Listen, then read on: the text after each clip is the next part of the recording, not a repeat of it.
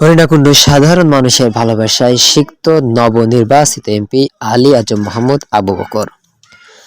ঝিনাইদহ ২ আসনের নবনির্বাচিত সংসদ সদস্য আলী আজম মোহাম্মদ আবু বকর আজ হরিণাকুণ্ড উপজেলার বিভিন্ন ইউনিয়নে সাধারণ জনগণের সাথে শুভেচ্ছা ও মত বিনিময় করেছেন।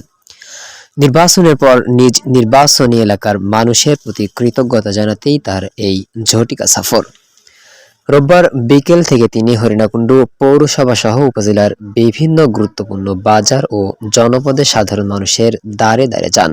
এ সময় তাকে ফুল দিয়ে বরণ করে নেন স্থানীয় জনতা ও দলীয় নেতাকর্মীরা। শুভেচ্ছা বিনিময়কালে এক সংক্ষিপ্ত বক্তব্যে আলী আজম মোহাম্মদ আবু বকর বলেন, এ বিজয় আমার নয়, এ বিজয় হরিণাকুণ্ড ও ঝিনাইদহ সদরের মেহনতি মানুষের। আপনারা যে আস্থা আমার উপর রেখেছেন তার মর্যাদা আমি কাজের মাধ্যমে রক্ষা করব। হরিণাকুণ্ডকে একটি আধুনিক ও বৈষম্যহীন জনপদ হিসেবে গড়ে তোলাই হবে আমার প্রধান লক্ষ্য।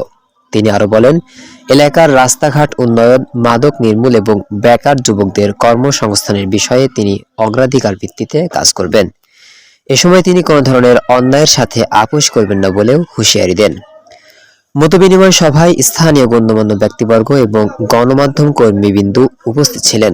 সাধারণ মানুষের সাথে কুশল বিনিময় শেষে তিনি স্থানীয় নেতাকর্মীদের সুশৃঙ্খলভাবে জনসেবায় আত্মনিয়োগ করার নির্দেশ দেন। আপনারা যে বিপুল পরিমাণে আমাকে ভোট দিয়ে অভিষিক্ত করেছেন তার জন্য আপনাদেরকে ধন্যবাদ জানাই, মোবারকবাদ জানাই। সাথে সাথে আল্লাহর প্রতি কৃতজ্ঞতা প্রকাশ করি। সম্মানিত ভাই সব, শান্তি শৃঙ্খলা বজায় রাখার দায়িত্ব আপনাদের সবারই।